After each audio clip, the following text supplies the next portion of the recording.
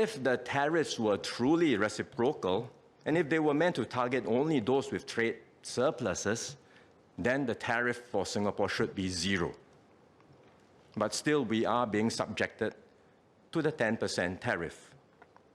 We are very disappointed by the US move, especially considering the deep and long-standing friendship between our two countries. These are not actions one does to a friend.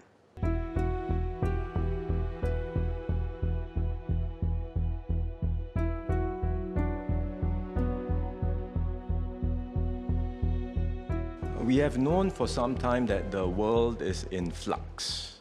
The familiar signposts are fading, but the contours of a new global system have yet to take shape. The recent Liberation Day tariff announcements by the US confirms this stark reality. The era of rules-based globalization and free trade is over. We are entering a new phase in global affairs, one that is more arbitrary, protectionist, and dangerous.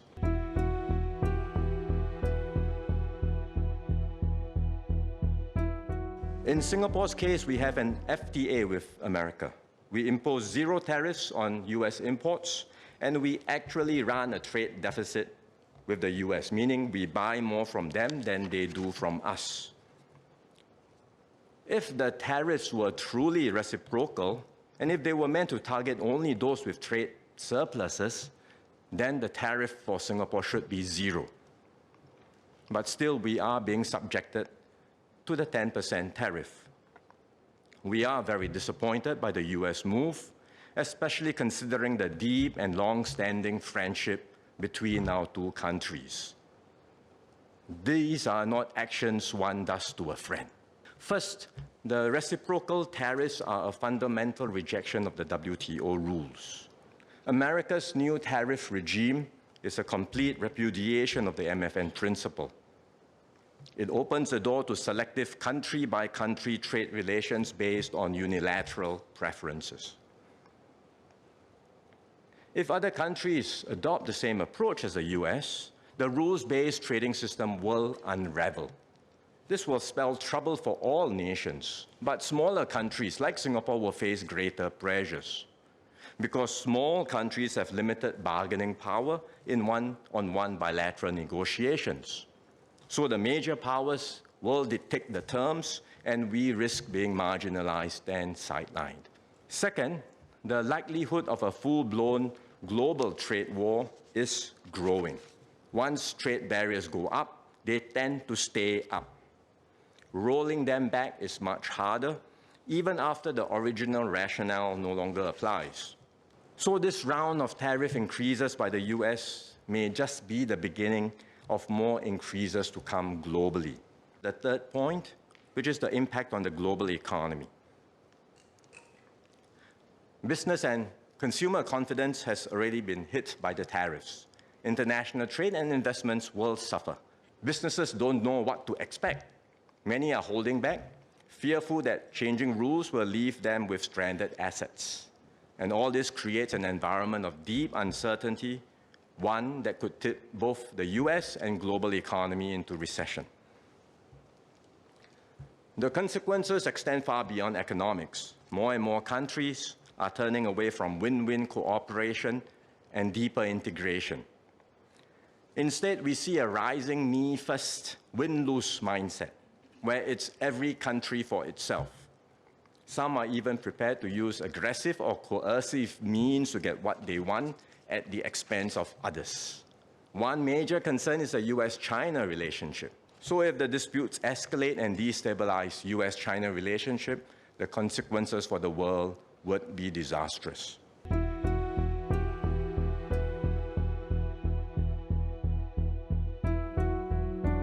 What does all this mean for Singapore? In the near term, we expect weaker global growth, which means external demand for our goods and services will fall.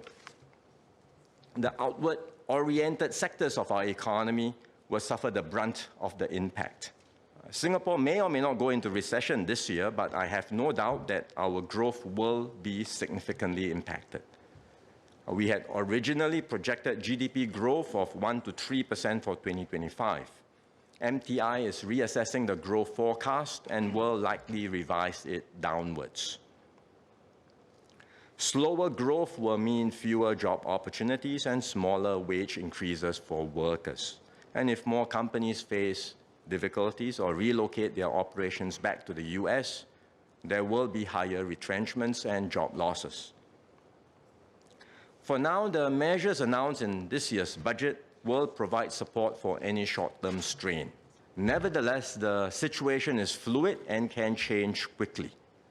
We will therefore set up a task force chaired by DPM Gan Kim Yong to help businesses and workers address the immediate uncertainties, strengthen their resilience, and better adapt to the new economic environment.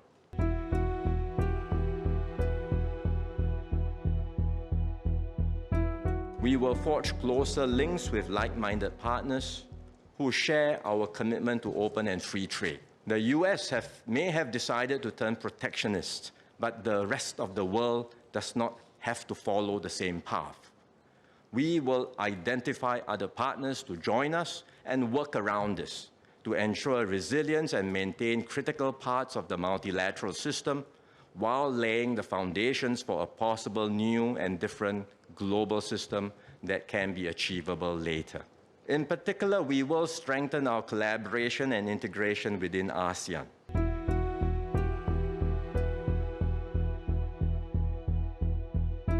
Even though I accept it's early days and there's a lot of moving parts at the moment and there's observation of how world economies are assessing their own positions and pivoting to a new reality, there have been references to de-risking, decoupling that have been in the global economic lexicon for some years now.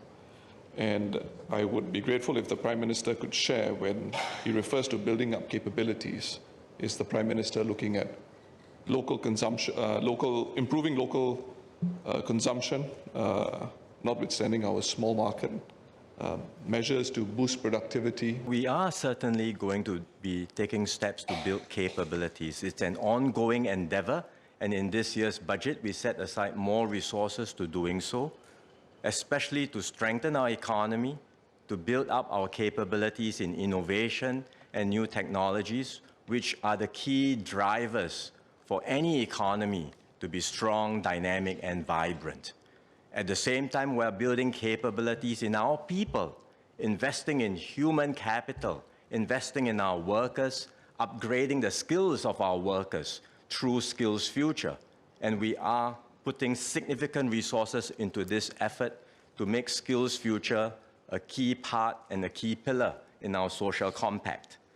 So the capability building efforts will continue. In fact, we will redouble our efforts in this area. And the key reason why we are able to do all this is precisely because we have the fiscal resources to set aside. It's because we have, over many decades, exercised discipline and prudence in managing our resources. And that's why, in these difficult times, we are able to put in place the resources to build up the necessary capabilities to see us through the storms ahead. I just want to respond that this task force has just been announced. We are still working out the detailed composition as well as the task forward. But one of the key focus of the task force is going to be in terms of communication and information sharing.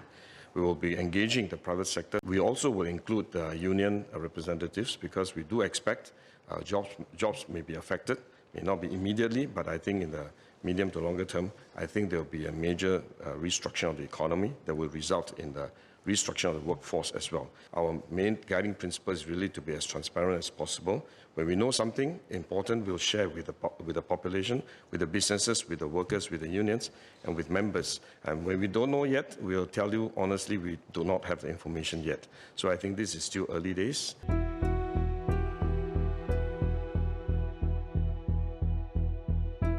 I would like to seek confirmation that the latest round of tariff is a violation of the free trade agreement between Singapore and USA, and if so, are we contemplating any action on that front? Given that we are a small country, are we exploring joint negotiations with other countries? I believe there are enough common interests for this to be feasible. Let me just explain the provisions under the FTA. The FTA provides for a zero tariff on both sides, US for us and we for the US imports from the US. And therefore, any imposition of import duty is a violation of the FTA, but there are exceptions that are granted under the FTA for emergency economic situation.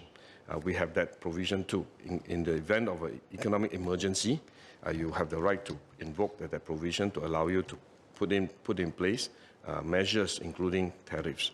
And our understanding is that US has now invoked emergency economic powers, and therefore they are going under that provision to say that we have the right to introduce that.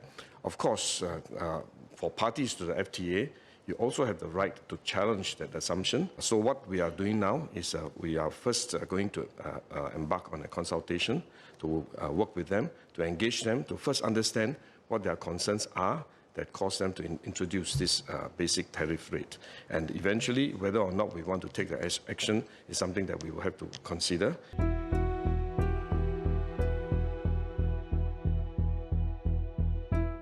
The government will do everything we can to steer Singapore through the choppy waters and make sure no one is left behind. We will keep our economy open, our society cohesive, and our institutions strong. We will create new value propositions for businesses and investors. We will act boldly and decisively when needed to ensure Singapore continues to succeed. Above all, we will put the interests of Singapore and Singaporeans at the center of everything we do. So, Mr. Speaker, I say to this House and to fellow Singaporeans, do not fear. Now, more than ever, we will stay resolute and united. Our little red dot will continue to shine. In a dark and troubled world, Singapore will hold our ground as a beacon of stability, purpose, and hope. Thank you, sir.